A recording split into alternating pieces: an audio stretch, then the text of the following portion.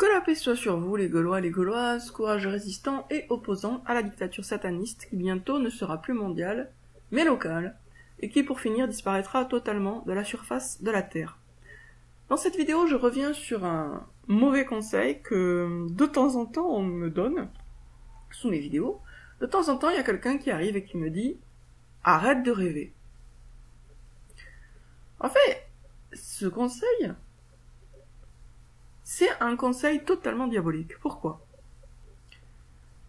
On ne pourra jamais réaliser plus que ce qu'on imagine. On peut être déçu et ne pas réaliser ce qu'on imagine, mais on ne réalisera jamais davantage. Notre imagination, c'est la limite. Donc, quand vous élargissez votre imagination, que vous libérez votre imagination, vous élargissez le champ de vos réalisations potentielles.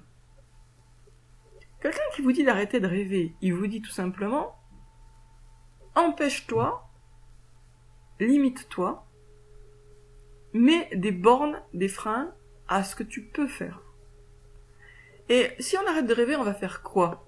On va retomber dans la vie d'esclaves, salariés, que la dictature sataniste, qui est là depuis longtemps, même si c'est que maintenant qu'elle est vraiment visible, nous a préparé. Autrement dit, quand on arrête de rêver, on se retrouve prisonnier des rêves de quelqu'un d'autre. Cette vie d'esclave, elle a été voulue rêver avant d'être réalisée. De la même façon que tout ce que nous voyons dans le monde matériel, mis à part bien sûr la nature, l'œuvre de Dieu, la création de Dieu, est le fruit d'une imagination. Vous voyez une maison, elle a d'abord été une imagination, un rêve dans la tête de quelqu'un. Après, il l'a mis sur du papier, ça a fait un plan, et après, c'est passé dans le monde réel.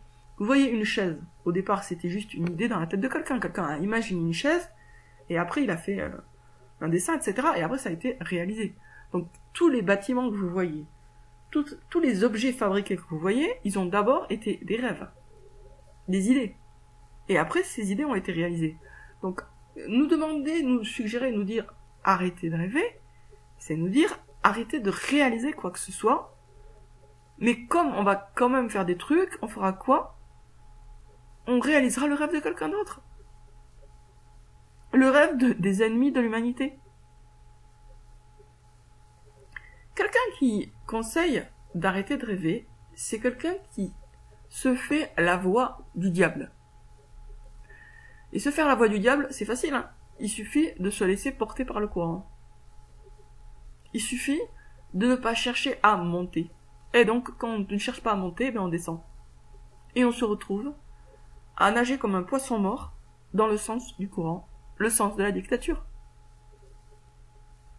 Il est difficile de rêver. Difficile en ce sens que ça demande une force spirituelle et mentale. La force spirituelle et mentale qui permet de s'émanciper de ce que l'on voit, de ce que l'on constate, du présent, pour se projeter dans un autre monde qui est éventuellement le futur. Mais il faut avoir la force mentale et spirituelle de se détacher du présent pour entrer dans le royaume du tout est possible.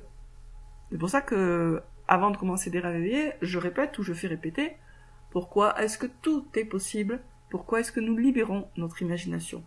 On a cette force mentale en nous, mais encore faut-il vouloir l'utiliser et aspirer à la satisfaction de Dieu, parce que c'est Dieu qui nous donne cette imagination créatrice qui permet de changer les choses et de changer le monde.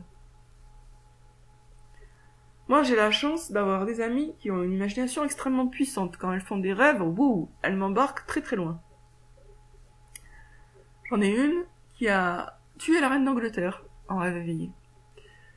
Et pas qu'une fois, plein de fois. La reine d'Angleterre est une sataniste, hein, au cas où vous ne le sauriez pas.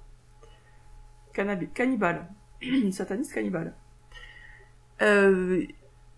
L'imagination est une force.